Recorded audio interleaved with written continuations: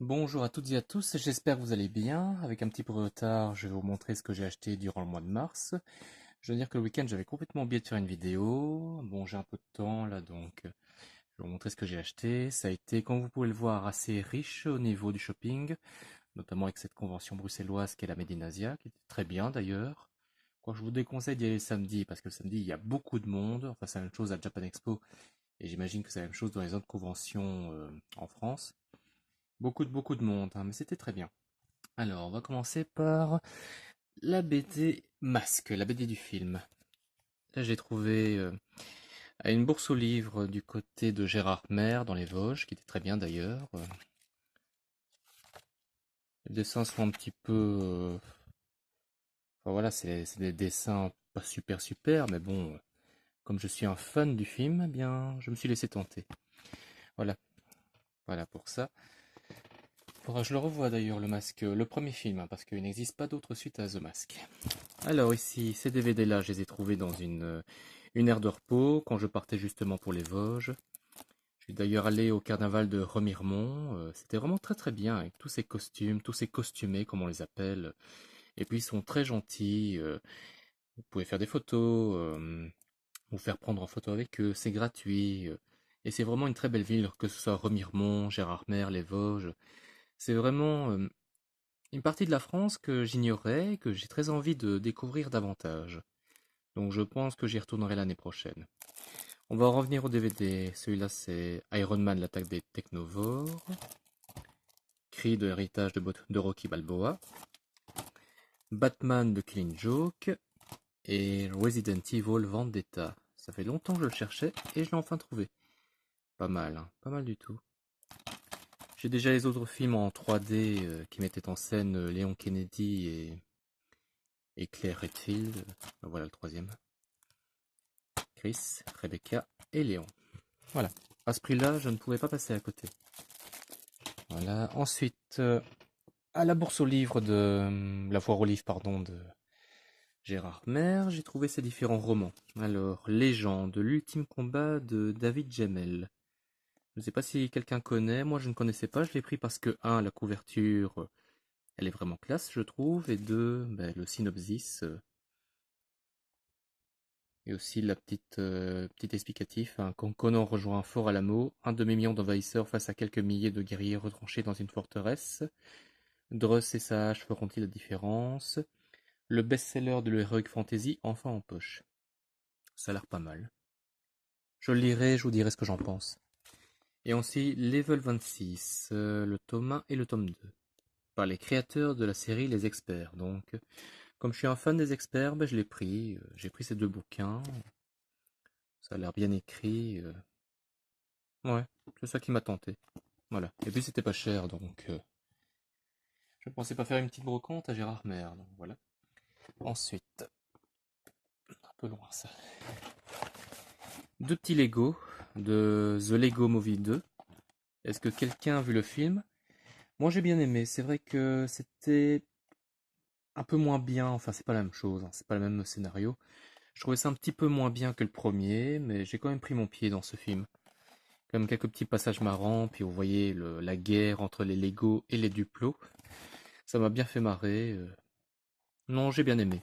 Je préférais le premier, mais le deuxième a tout aussi son charme. Et puis voilà, surtout l'un de mes personnages préférés, Unikitty. Benny the Space Squad, pardon. Voilà. Puis à ce prix-là, 7,99.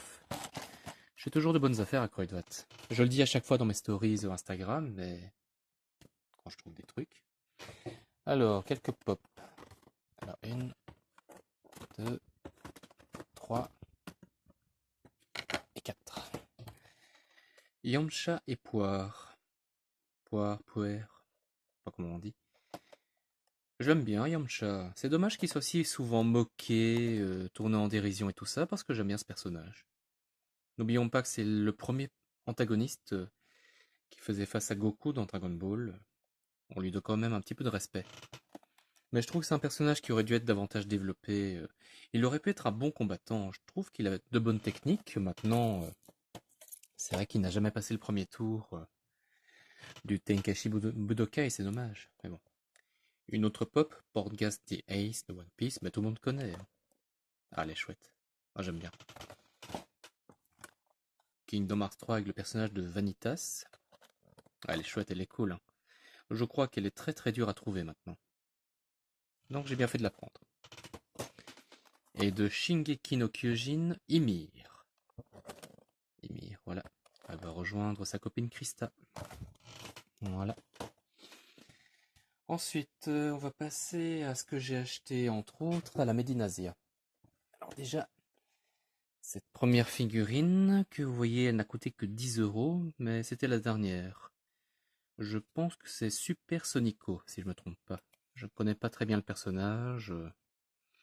Mais bon, il est évident que je l'ai prise parce que, comme vous voyez, son serre-tête avec cette espèce de corne de licorne, ces petites oreilles là, je ne pouvais pas passer à côté de ce souci du détail, mais vraiment très intéressant. Et puis le fait qu'elle fait le signe de la victoire, il est évident que j'ai pris cette figurine pour ses différents détails, pas pour autre chose. Mais en plus, le prix 10 €, apparemment, est déjà passé plusieurs fois en dessous, 30 €, 20 €, puis 10 €, puis voilà. Je l'ai prise. Une autre figurine, mais c'est encore Super Sonico. Voilà. Cette fois-ci, c'est en boîte. Là, c'était en loose, là, c'est en boîte, Super Sonico. Je ne connais pas bien le personnage. Mais, oui, là, on voit que c'est 30 €, mais elle m'en a coûté 10. La vendeuse qui m'a dit, bah écoute, je la fais à 10, elle se vend pas, donc voilà. Sympa. Alors, ici, c'est Sailor Mercury, ma petite préférée, Sailor Mercury. Je l'ai pas encore sorti de la boîte, je la sortirai à un moment donné, bien sûr. Ah, elle est magnifique. Franchement, c'est ma préférée, ça a toujours été ma préférée des guerrières de la lune. Franchement, elle est géniale. Celle-là, je l'ai achetée chez Chibi Akihabara. Et celle-ci, je la cherchais également. Shitoge Kirisaki de... Allez, Nisekoi, voilà. Bon, elle est en mode swimsuit, mais bon, il n'y avait que celle-là comme personnage. Enfin, que celle-là. J'aime bien ce personnage. J'aime beaucoup. Et comme ça, je pourrais, quand j'aurai fini, ben, Nisekoi, j'ai déjà fini. Mais il me reste encore d'autres versions de Nisekoi en manga. Comme ça, je pourrais faire un petit post sur Instagram. Sympa la figurine. Vraiment sympa. Personnage très intéressant. Si vous n'avez jamais lu Nisekoi, je vous le conseille. C'est 25 volumes. Ils sont pas très faciles à trouver, sauf peut-être à la Fnac. Mais je vous la conseille. Je vous conseille la série, enfin le manga. Voilà. D'autres figurines. Du Dragon Ball Super avec Ultra Instinct Goku. Et Gohan en Super Saiyan. J'aime bien l'expression de son visage. J'aime bien. Ce genre de figurines, vous en collectionnez 6 et vous pouvez créer un nouveau personnage. Dans ce cas-ci, Super Saiyan Broly. Mais c'est pas facile à trouver. Ce mois-ci, j'ai trouvé Vegeta, mais Vegeto, Future Trunks et Black Goku, c'est pas facile à trouver. Hein. Peut-être que je les trouverai en France, je verrai bien. Voilà. Est-ce que vous avez vu Dragon Ball Super Broly? Moi, j'ai bien aimé. Maintenant, je peux m'empêcher de faire un comparatif entre l'OAV numéro 8, centré sur Broly, qui est sorti dans les années 90, 90, et Dragon Ball Super Broly. Bon, c'est vrai que les origines de Broly sont retravaillées, et c'est vrai que c'est très intéressant. Dans l'OAV numéro 8, Broly est un véritable salopard, faut dire ce qui est. Il va même jusqu'à détruire une planète pour se marrer un bon coup. Alors que dans Dragon Ball Super, Broly, mais c'est quelqu'un qui subit le courroux de son père, il vit dans la haine, il a été élevé dans la haine de son père Paragus envers le roi Vegeta, et lorsqu'il a l'occasion de s'allier à Frieza, ben, il n'hésite pas, quoi. Autant dans l'AV, Broly c'est un salopard, autant dans le film Dragon Ball Super Broly, c'est quelqu'un qui, s'il est entouré de très bons amis, c'est quelqu'un qui deviendra très amical. C'est vrai qu'il est plus travaillé que dans l'OAV numéro 8. Par contre, au niveau combat, je trouve que dans Dragon Ball Super Broly, les combats, C'est parfois brouillon, ok, il y a de l'action, il y a des lumières, bah, le film est déjà interdit aux épileptiques. Parce que des effets de lumière, que ce soit là, un Kamehameha, un canon Garrick ou des attaques de Broly, c'est beaucoup de lumière, c'est beaucoup de luminosité, et quelqu'un qui est épileptique, il va déguster, hein. Au niveau combat, ce que je regrette dans Dragon Ball Super Broly, c'est que il n'y a pas de temps mort. Je veux dire, c'est tout le temps de l'action. En haut, en bas, à gauche, à droite. C'est très bien, ça met de l'action, mais ce serait bien d'avoir des temps morts, comme dans le 8e OAV. Dans le 8e OAV, vous avez des temps morts. Par exemple, Piccolo qui arrive pour sauver Gohan, Vegeta qui reprend confiance en lui, parce que quand il voit la puissance de Broly, il perd courage, il perd sa combativité. Et là, c'est bien parce qu'il y a des temps morts. Ou alors les temps morts, quand Goku demande à ses amis de lui donner leur force pour vaincre Broly, ben, ça fait aussi des temps morts. C'est pas tout le temps. Enfin, vous voyez quoi. Mais j'ai quand même bien aimé. C'est vrai que c'est un super film. Maintenant, mon cœur balance plus. Niveau combat, mon cœur balance vers la chorégraphie, si je puis dire, des combats dans l'OAV numéro 8 sur Broly. Maintenant, pour les origines de Broly, c'est vrai qu'elles sont plus travaillées dans Dragon Ball Super Broly. Voilà. Vous voyez, il y a à boire et à manger des deux côtés. Je pense que c'est intéressant de voir à la fois l'OAV numéro 8 et également le film Dragon Ball Super Broly. Enfin, c'est un conseil que je vous donne, vous n'êtes pas obligé de le suivre, mais en tant que fan de Dragon Ball Z, Dragon Ball Super, euh, non, Dragon Ball GT, non, on va oublier. Sauf pour Super Saiyan 4 Goku. Enfin, c'est un petit conseil que je vous donne, voilà. Mais c'est coton à trouver ce genre de figurines, même en convention, je m'attendais à ce qu'il y en ait plein, mais... Oui, il y en avait, mais il fallait payer en cash. Et du cash, j'avais envie de le garder pour ça et ça. Voilà. Ensuite, on va passer au manga. Et je me rends compte que j'ai oublié quelque chose. Attendez. Alors, niveau manga. Ah ben voilà. Nisekoi et autres histoires sentimentales. Ça, c'est aussi dans l'univers de Nisekoi, voilà quoi. Quand j'aurai fini de lire celui-ci et Nisekoi Kosaki Magical Pâtissière, là, je ferai un post sur... avec la figurine de Shitoge. Voilà, Nisekoi, voilà. Kosaki Magical Pâtissière, je crois que c'est un petit peu coquinou d'après ce que je peux voir. Mais bon, c'est rien. Il y a 4 volumes. Celui-ci, c'est un one-shot. Et Kosaki Magical Pâtissière, c'est 4 volumes. Kuroko no Basket. C'est pas facile à trouver non plus. Là, j'ai trouvé à Medinasia, comme Nisekoi. Voilà. Ensuite, Dotak. Quadruple X et Dotak Alcor. Là aussi, j'ai trouvé en convention parce que c'est presque impossible de les trouver en magasin. Je crois qu'ils ne sont plus édités. Alors, du Pokémon, la grande aventure Pokémon avec le personnage de Red, volume 1 et volume 2. Je crois qu'il manque le volume 3 si je ne me trompe pas. Voilà. Dragon Quest, volume 5, Les héritiers de l'emblème. Du Pokémon, Pokémon le film blanc. C'est quoi ça? Victini et Zekrom. Voilà. Ah, j'ai pris aussi, voilà. Alors. Tipsy Aquarium Macmel volume 2. Et en japonais, j'ai envie de le dire en japonais. Alors, Magmel Shinkai Suizo Kukan. Voilà. C'est très intéressant, c'est un petit peu un monde à la Cousteau. On a un jeune garçon qui se passionne pour tout ce qui est aquatique et tout ça, c'est très intéressant. Les héros de la galaxie, volume 4. One Punch Man, volume 14, toujours aussi délirant. Black Buckler 25 et 26. Et un premier roman de My Hero Academia, Les dossiers secrets d'Yuwei. Journée portes ouvertes. Alors vous voyez, c'est un petit roman comme ça, mais bien sûr c'est un roman, qu'est-ce que je viens de dire. Et je vois qu'il y a quelques images avec des coups. C'est ça. Oh, une petite carte, Smash Deku, super.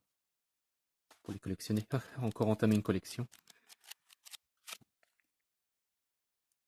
Ici on connaît bien Momo et Tsuyu. Ochako aussi. Ouais, je l'ai pas encore lu, mais ça m'a l'air très intéressant. Vous avez souvent des romans comme ça, un manga qui passe en roman, que ce soit Full Metal Alchemist, Berserk aussi. Il y en a eu aussi sur Naruto, je pense, si je ne me trompe pas. Pour terminer, on a Urusei Yatsura Lam. Bref, Lamu. Volume 2, volume 3. C'est des petits formats comme ça de chez Glénat. C'est des petits formats comme ça. Il faut pas être brusque avec. Et c'est Takahashi Sensei, donc celle qui a fait Inuyasha, Ranma Nibu no Ishi, Ranma 1,5 quoi. Rine. J'avais encore jamais lu de Lamu. Même l'animé en question, je m'en souviens pas, ça date depuis longtemps, quoi. Je crois que ça date avant Ranma 1,5. Essayez de regarder quand ça a été fait.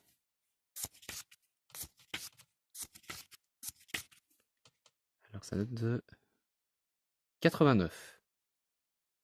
Urusei Yatsura, Lamu. 1989. Donc c'est antérieur à Ranma 1,5. Voilà. J'ai trouvé à la Fnac. À mon avis, ça traînait dans leur stock. Ils se sont dit, bon, on va les mettre là. Peut-être que quelqu'un va les acheter. Voilà, voilà. Et j'ai aussi des illustrations à vous montrer. Je vais aller les chercher.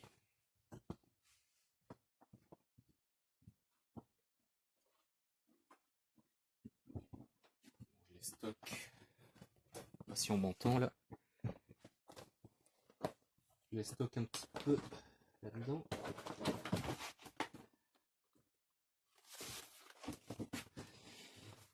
Ce qui compte aussi en convention, c'est de s'intéresser à des artistes indépendants. Vous voyez, on trouve ce genre d'affiches. Là, on a Yeo Momo, comme dirait Mina. Et ici, c'est Todoroki. Mikasa. Ochako. Voilà. Ah, là, ici. Là, ici. Quand j'ai vu le dessin, cette illustration, j'ai tout de suite craqué. C'est magnifique, quoi. On voit Geralt, moitié-visage, homme et femme. Franchement, regardez-moi le souci du détail. C'est une illustratrice qui l'a fait. Et franchement, j'ai pas tari d'éloges la concernant. Franchement, ce qu'elle a fait, c'est magnifique. Franchement, c'est magnifique. Regardez-moi ça. Je suis encore sous le choc. Quand je vois une création ainsi, mais c'est divin, quoi. Ça, c'est du Wistful. On regardait bien Peter Pan et Wendy. Link en version Breath of the Wild. Ce que je trouve aussi, c'est ce genre d'illustration. Regardez-moi ça. Ça, c'est Zelgarm. Ça, c'est l'hydre. Regardez-moi ça, ça fait très médecin, quoi. Enfin, regardez-moi ça. C'est une de My Little Pony. L'anatomie du petit poney. Alors, je suis pas fan de mon petit poney, mais rien que le souci du détail. Un petit peu expliqué, ben ça c'est l'œil, ça c'est la bouche, ça c'est... bon, on voit pas, mais c'est le système respiratoire. Ça fait très laboratoire, enfin je veux dire Moyen-Âge, avec un médecin ou un vieux sorcier qui... avec des schémas anatomiques, c'est vraiment très intéressant, c'est impressionnant. Ah, mon voisin Totoro, mais regardez-moi ça, le squelette, le souci du détail, c'est impressionnant. Et là c'est Mew. Petite version dark de Mew. Enfin, voilà. C'est pour ça que je vais aussi en convention, c'est pas seulement les mangas, les jeux vidéo, comics, les pop, c'est également pour voir des artistes indépendants parce qu'il faut les aider. Vous voyez dans ce cas-là qu'il y a beaucoup de talent et voilà quoi. Voilà, c'était ce que j'ai acheté au mois de mars. Ben, je mettrai ça sur Instagram, la vidéo sur YouTube et je vous souhaite plein de bonnes choses. Salut!